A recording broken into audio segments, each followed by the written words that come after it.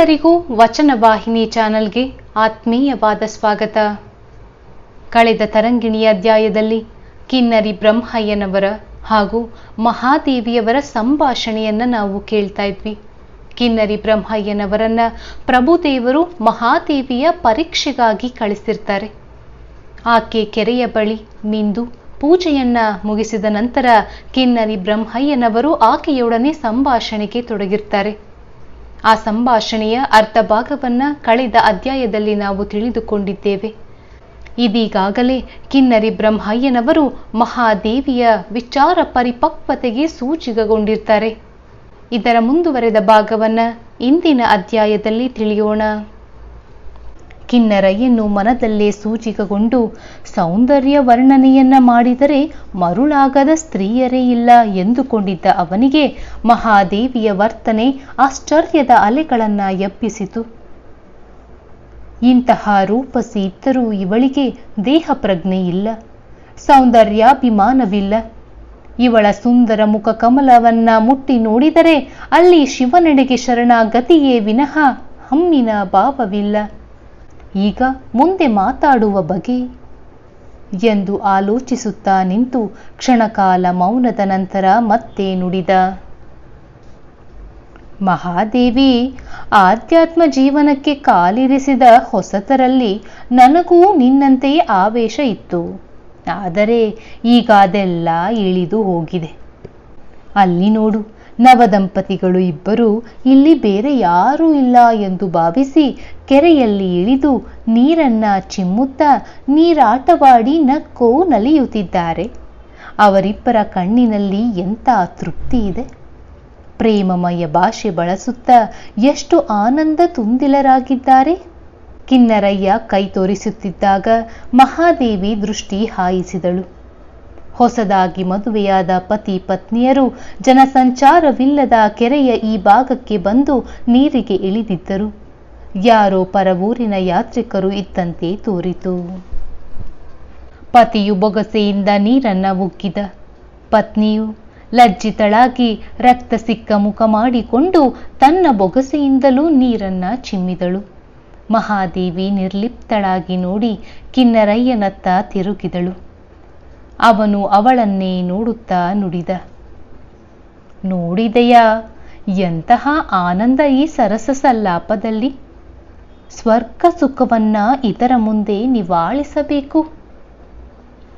ಇಂಥ ಸುಖದಿಂದ ವಂಚಿತನಾಗಿರುವೆನಲ್ಲ ಎಂದು ನನಗೂ ನಿಜಕ್ಕೂ ಖೇದವಾಗಿದೆ. ನಿನಗೂ ಅಂತಹ ಪಶ್ಚಾತ್ತಾಪದ ಪ್ರಸಂಗ ಒದಗಬಾರದು ಎಂದು ನಾನು ಈಗಲೇ ಮುನ್ನೆಚ್ಚರಿಕೆಯನ್ನ ನೀಡುತ್ತಿರುವೆ. ಬಹಳ ಧನ್ಯವಾದಗಳು. ಗುಬ್ಬಿಯು ಬಹಳ ಎತ್ತರಕ್ಕೆ ಹಾರಲಾರದಾದರೆ ಪಾರಿವಾಳಕ್ಕೂ ಅದು ಅಸಾಧ್ಯ ಎಂದು ಏಕೆ ಬುದ್ಧಿ ಹೇಳಬೇಕು? ಕೆಂಬೂತವು ಗರಿಹರವಿ ಕುಣಿಯಲಾರದಾದರೆ ನವಿಲಿಗೇಕೆ ಕುಣಿಯಲ್ಲ ಸಾಧ್ಯ ಎಂದು ಹಿತವಚನ ನೀಡಬೇಕು? ಈ ಯಾವ ಸಂಸಾರ ಸುಖಗಳು, ಸರಸ ಸಲ್ಲಾಪಗಳು ನನ್ನ ಗುರಿಯನ್ನ ವಿಚಲಿತಗೊಳಿಸಲಾರವು, ಮನಸ್ಸನ್ನ ಡೋಲಾಯಮಾನ ಮಾಡಲಾರವು. ಲೋಕದ ಬಗ್ಗೆ ಇನ್ನೂ ಮಾತನಾಡಬೇಡವಣ್ಣ.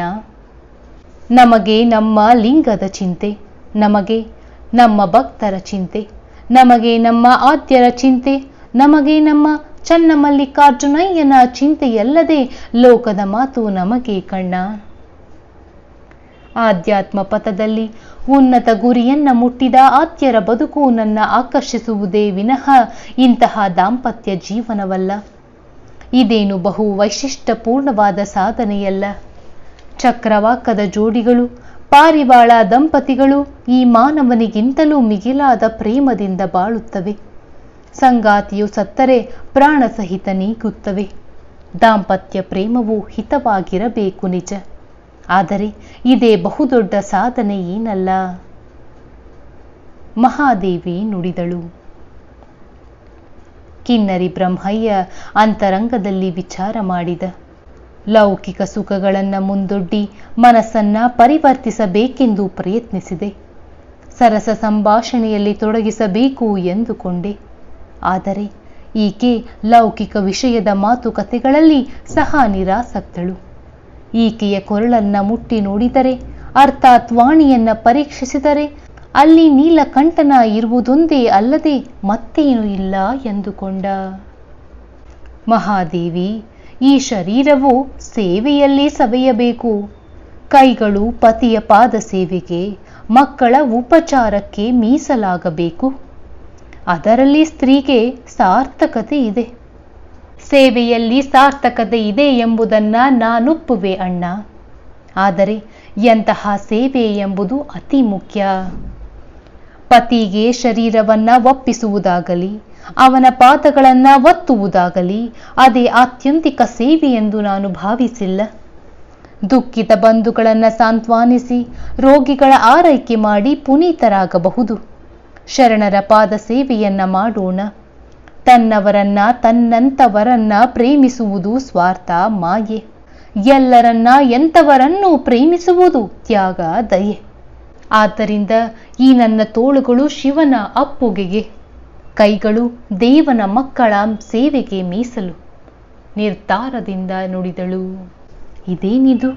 ಈಕೆಯನ್ನ ಹೇಗೆ ಪ್ರಶ್ನಿಸಿದರೂ ಶಿವನ ಸಂಬಂಧವಾದ ಉತ್ತರವನ್ನೇ ನೀಡುವಳಲ್ಲ.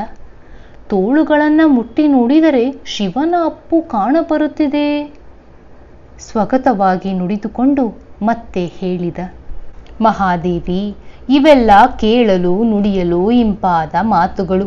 ಮಾನವನು ಕೇವಲ ಬುದ್ಧಿಜೀವಿಯಷ್ಟೇ ಅಲ್ಲ, ಭಾವಜೀವಿ. ವಿರಕ್ತ ಜೀವನದಲ್ಲಿ ಕಾಲಾನಂತರದಲ್ಲಿ ನಿರಾಶೆ ಸಮನಿಸುವುದು. ನಿಸ್ವಾರ್ಥಿಯಾಗಿ ವಿರಕ್ತನು ಎಷ್ಟೇ ಉಪಕಾರವನ್ನ ಸಮಾಜಕ್ಕೆ ಮಾಡಿದರೂ ಅವನು ಮುಪ್ಪಾದಾಗ ಒಬ್ಬರೂ ಸಹಾಯಕ್ಕೆ ಬರರು. ಯಾರಾದರೂ ಅಂತ ಅಧ್ಯಾತ್ಮ ಜೀವಿ, ಹೆಂಗರುಳಿನ ತ್ಯಾಗಿ, ಸಾತ್ವಿಕ ಸ್ತ್ರೀ ಆ ವಿರಕ್ತನ ಕಷ್ಟ ನೋಡಿ ಮರುಕಗೊಂಡು ಪವಿತ್ರವಾದ ಸೇವೆ ಮಾಡಿ ತುತ್ತು ಅನ್ನ ನೀಡಿದರೆ ಸಾಕು, 100 ನಾಲಿಗೆಗಳು 100 ಅಪವಾದ ಕೊಡುವುವು. ಎಷ್ಟೋ ಜನ ವಿರಕ್ತರು ಒಂದಾನೊಂದು ವಯಸ್ಸಿನಲ್ಲಿ ನನ್ನ ಪಾಲಿಗೆ ನನ್ನದು ಎಂದು ದುಡಿಯುವ ಜೀವ ಒಂದಾದರೂ ಇಲ್ಲವಾಯಿತೇ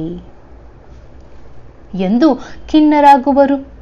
ನಿರಾಶ್ರಿತರಾಗಿ ಪ್ರಾಣ ಬಿಡುವರು. ಆಗ ನಿಷ್ಠಾವಂತ ಸಂಗಾತಿಯಾಗಿ ಹೃದಯವು ಹಂಬಲಿಸುವುದು. ಜೀವನದ ಕಷ್ಟ ಸುಖಗಳನ್ನ ಎದುರಿಸುವಾಗ ಇನ್ನೊಂದು ವ್ಯಕ್ತಿ ಜೊತೆಗಿತ್ತಿದ್ದರೆ ಎಷ್ಟೋ ಸಮಾಧಾನ.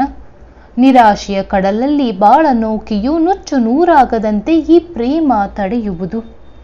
ನನಗಾಗಿ ಅಲ್ಲದಿದ್ದರೂ ಈ ಪ್ರೇಮ ಪೂರ್ಣ ಸಂಗಾತಿಗಾಗಿಯಾದರೂ ಬದುಕಬೇಕು ಎಂದು ಮನುಷ್ಯ ಆ ಆಶಾ ಕಿರಣದ ಬೆಳಕಿನಲ್ಲಿ ಬಾಳನ್ನ ತಳ್ಳುವನು.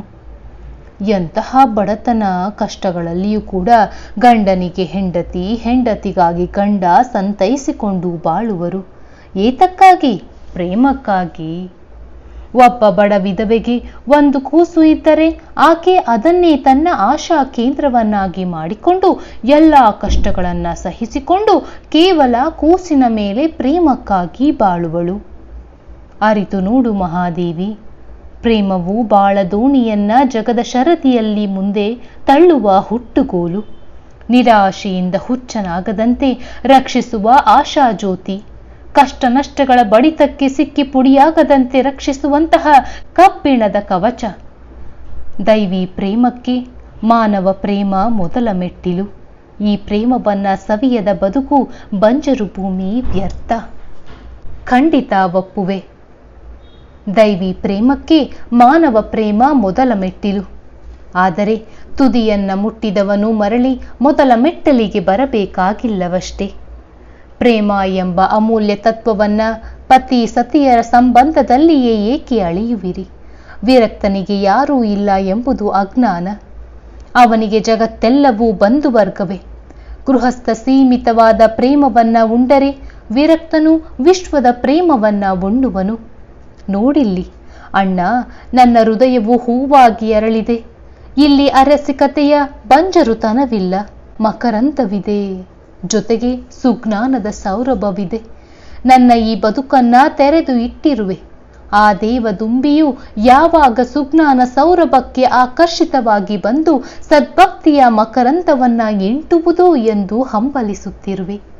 ಇಂತಹ ಮನಸ್ಥಿತಿಯಲ್ಲಿ ಪುರುಷ ಪ್ರೇಮಕ್ಕೆ ಎಡೆಯಿಲ್ಲವಣ್ಣ. ಕಿನ್ನರಯ್ಯನು ಮಹಾದೇವಿಯ ಉತ್ತರಕ್ಕೆ ಮಾರು ಹೋದ. ಶರಣರೇ, ಇಂದಿನ ಅಧ್ಯಾಯದಲ್ಲಿ ಕಿನ್ನರಿ ಬ್ರಹ್ಮಯ್ಯನವರ ಹಾಗೂ ಮಹಾದೇವಿಯವರ ಸಂಭಾಷಣೆಯನ್ನು ನಾವು ತಿಳಿದುಕೊಂಡಿದ್ದೇವೆ. ಇದರ ಮುಂದುವರೆದ ಭಾಗವನ್ನು ಮುಂದಿನ ಅಧ್ಯಾಯದಲ್ಲಿ ತಿಳಿಯೋಣ. ಶರಣು ಶರಣಾರ್ಥಿಗಳು.